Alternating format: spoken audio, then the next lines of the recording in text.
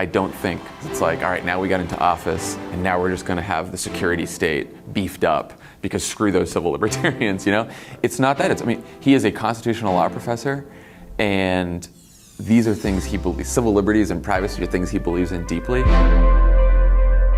We'll heal this nation, repair this world, make this time different than all the rest. Yes, we can. Let's go work. When then-Senator Barack Obama needed a speechwriter to capture the soaring spirit of his 2004 convention speech and launch him to the presidency, he tapped 24-year-old Jon Favreau. The wunderkind political messenger whom Obama calls his mind reader became one of the president's most valued confidants, and from 2005 to 2013, the chief architect of his most famous speeches. Reaffirm that fundamental truth that out of many we are one, that while we breathe, we hope. Favs, as he's known to the president, has been listed as one of Time's 100 most influential people in the world, and GQ's 50 most powerful people in Washington. He currently co-hosts the podcast Keepin It 1600 and writes a political column for The Ringer, and he was a speaker at last weekend's Politicon, the Comic-Con of politics. Reason TV sat down with Favreau to discuss Trump's approach to messaging, why he now supports Hillary after attacking her in 2008, how the Libertarian Party can appeal to voters, and whether Obama's presidency has lived up to the lofty promises and inspiring rhetoric that Favreau crafted. So, since you're an expert in political messaging, I thought we'd start with the current election. Sure. Because there's a lot of rhetoric flying hard to around. avoid. Who do you think is a better communicator, Donald Trump or Hillary Clinton? I think Hillary is. The reason I think Trump is such a poor communicator is he's not disciplined enough to carry a message that could be effective against Hillary Clinton. So if you were forced to be his speechwriter, let's say, Right. and he got on message, how would you reshape his communications to make him more broadly appealing? Yeah, look, I think the central message that could work for him, right, is that he represents change and Hillary doesn't. And he would have to talk about, bringing a fresh perspective to Washington and someone who was a business leader. Like, he could have a much toned down version of what he's doing now and be effective. I just don't think I don't think he has the capacity to go there. Right, but representing change against Hillary, that sounds familiar. That's what we did, yes. Way back when. Are you supporting Hillary in this election? I am, yes, I am. So you're also, very good at attacking Hillary, which we saw in Right. 2008. What do you see as her biggest liabilities this time around? And if you were to go after her this election cycle, how would you approach that?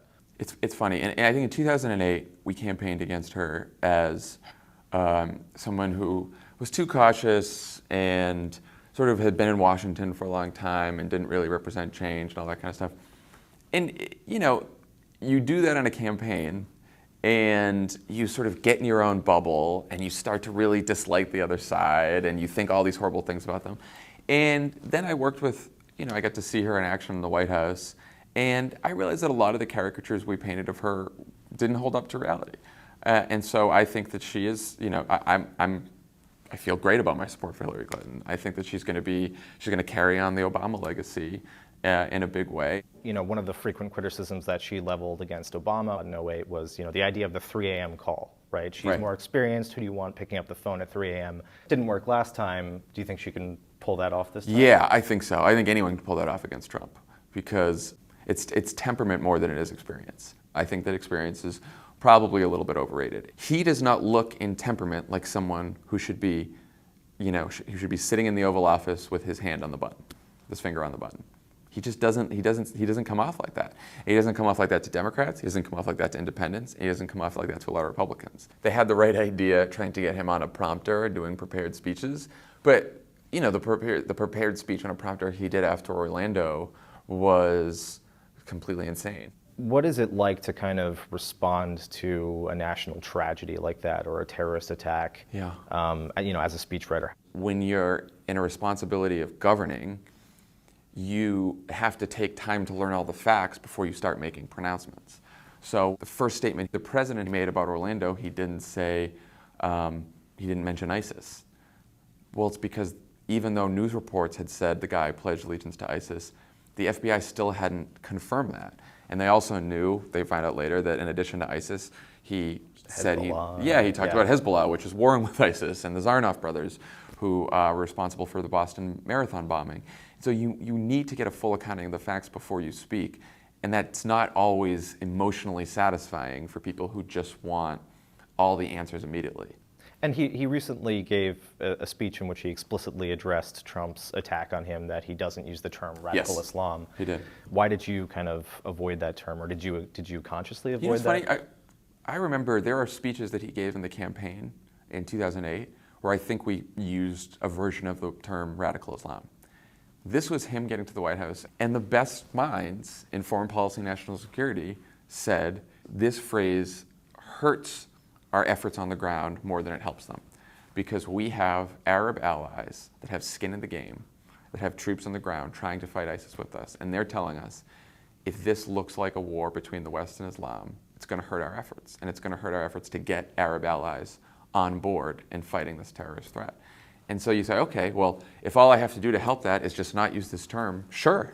And I think it was as simple as that when you're in the room thinking about it. And I don't know that anyone was like, well, if you don't say it, though, you're going to get all this shit from everyone on the right that you don't know what the threat is. There's a lot of criticism of Trump for stoking these kind of group identity politics, specifically against Mexicans and Muslims. But you could say that the expansion of the drone program has led to more hatred of America, the lack of closing of Guantanamo, than that type of rhetoric. Do you think that that's a valid argument? Yeah, when there's civilian casualties somewhere, that's not going to engender a better view of America. I think it's constantly a balance between going after a lot of these terrorists and also taking great care to, as any president has done in any war forever, long before drones, to limit civilian casualties wherever you can.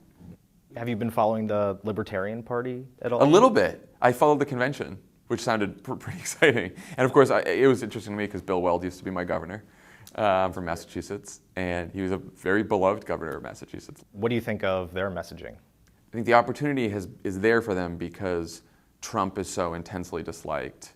Hillary doesn't have great favorability ratings either. So I think there's an opportunity for them, and then they have to just decide what is their message? What do they want people to hear? Because various parts of the libertarian message appeal to various parts of the electorate.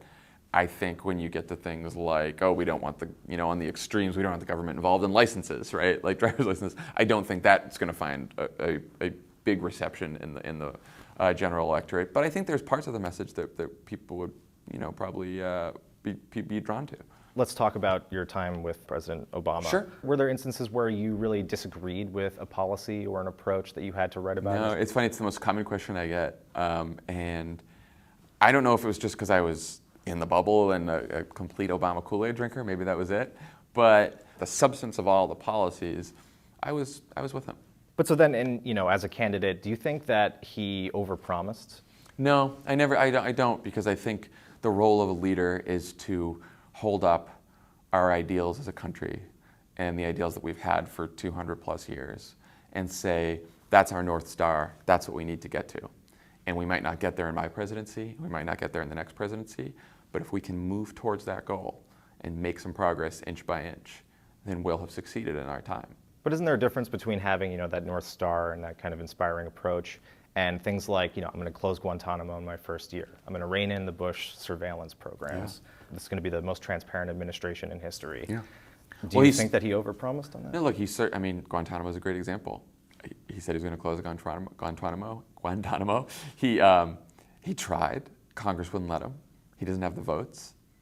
He could have expended more political capital on that, right? His first year was mainly devoted to the ACA. And I think if you asked him, I think if you asked him, was it more important to devote your time to the financial crisis and devote your political capital to passing the Recovery Act and the auto bailout and all this other stuff, and the financial bailout and all this kind of stuff, versus Guantanamo, he would say, okay, this is a tough decision, but I'd rather expend political capital on the economy. And I also think that there's the reality of Congress, the Congress you have, and this Congress has decided not to agree with him on anything, especially the Republicans, no matter how much political capital you expend. I don't think it was an issue. I don't think Guantanamo was an issue of him expending more capital or less capital. I think it's an issue that the Republicans have decided that they're going to dig in, that they have the votes to stop him, and that's it. But at the same time, like the ACA, that passed without a single Republican vote. You know, there was massive opposition to that. There are Republicans who support closing Guantanamo, many more than healthcare. So why do you think that? I think he probably couldn't get enough Democrats on board there too. I don't know the exact votes on that, but I know that every day the president has woken up and wanted to close Guantanamo. He probably does to this day. And what about the things that were kind of squarely in his domain, like surveillance programs? He was going to curtail Bush. I think on national security, it becomes very difficult to balance civil liberties and privacy with security. I think that is a constant battle that every president has to engage in every single day. And like I said, I think sometimes you make good decisions, and sometimes you could have made better decisions. Do you think that he should have made better decisions in that area? Let's like say I didn't get all the intel briefings, so I don't see all the threats that are facing us. But knowing those guys, I don't think they're made because it's like, all right, now we got into office, and now we're just going to have the security state beefed up because screw those civil libertarians, you know? It's not that. He is a constitutional law professor, and these are things he believes. Civil liberties and privacy are things he believes in deeply, but he also has this responsibility as commander-in-chief to keep us safe. You know, that's the argument that George W. Bush made, right? Like the president knows things, Yeah. You don't know. Obama saw that. He's a constitutional law professor. He said, there are certain principles that we don't break. The Fourth Amendment, we respect people's right to privacy, and then he expanded the programs, and we do know that PRISM and these other surveillance programs have never foiled a terrorist plot. That was kind of the bedrock of his campaign, and you had a big role in shaping that. So do you still think that he did the right thing? Look, I think that he has been trying to make reforms over the last 8 years, and I think you need more, judicial oversight on all of this stuff. And I think that's one way to do it. But at some point, someone has to be watching the watchers, right? But I think you do need watchers. I think you do, because I think and I think that's it. There are a lot of plots that have been foiled, and so I think that whoever the next president is, continuing to make sure that there are safeguards in place. That if a Donald Trump became president, he doesn't have the executive authority to suddenly create a police surveillance state that has no checks on it whatsoever. I think that's very important. So you wouldn't want Donald Trump to have a kill list, right? But Obama, he's no. Listen, look, I think that we need safeguards in place, and I think that the judiciary is one place to do that. I think judiciary is probably the only place to do that, because I don't think you can open everything up to the public, because you can't have on national security all the time full transparency. Yeah. But also, on transparency, that was another bedrock campaign principle, right? Being the most transparent administration. And during his administration, he's prosecuted more whistleblowers than any other previous administration. The number of classified documents has exploded. Where do you think he went off the rails on that respect? Only thing I would say is, and I'm only saying this because my friends who worked in the national security side say it. I don't know enough to comment on it as much, but overclassification is a huge problem. Too many things are classified just because. And I think the president has recognized that problem as well. So I think that's something that they need to do. The whistleblower thing, I have to say, when you sign up and you decide that you're going to be part of the federal government, especially if you get a security clearance, they tell you, if you leak information, it is a severe penalty and very, very illegal. And if you don't want to, and if you feel like your conscience is going to stop you, then don't sign up and don't get your security clearance and go find another job. Those people have to be prosecuted because it's part of the law. And so this whole thing, so far, journalists haven't been prosecuted about this, right? The people the administration has gone after the people who have broken the law by leaking highly sensitive national security information. But they were tapping journalists' phones, and I mean, there was like Eric Holder subpoenaed records from journalists, and I mean, Right. you know, Because, and you can't deny that he has been more because aggressive than any other president. once right? you get there's just been more leaks. That's why, like I'm for sure the president did not walk in and say, I got to clamp down on all these whistleblowers. It's just the cases come to the Justice Department because someone broke the law and there was a leak in sensitive classified information, and we have to have an investigation. And part of the investigation is they told this journalist, right? So then that's when records are subpoenaed and all that kind of stuff. You know, I think it is fair that you say that there's this law, you break the law, you should be prosecuted. But at the same time, you know, they're sworn to uphold the Constitution as well. And you have somebody like Thomas Drake, who tried, you know, numerous times going up the chain, wasn't taken seriously, and that's when he went to the press. Same thing, you know, Edward Snowden, he claims that he went up the chain several times. Yeah. So do you think that there's any role for civil disobedience when you are convinced that the Constitution is being violated, which has now been affirmed by federal courts, and nobody's doing anything about it? Look, I think that's a tough question. I think I guess I would answer it. I don't know. I mean, I think there's a role for. I do think there's a role for civil disobedience, of course, and I think there's a role for whistleblowers in our society, of course. But I do think that there are also, you know, like I said, there's laws in the book, and there is a role for civil disobedience, and beyond that, like I don't know enough about every single case to be spouting off left and right. But the point is well taken.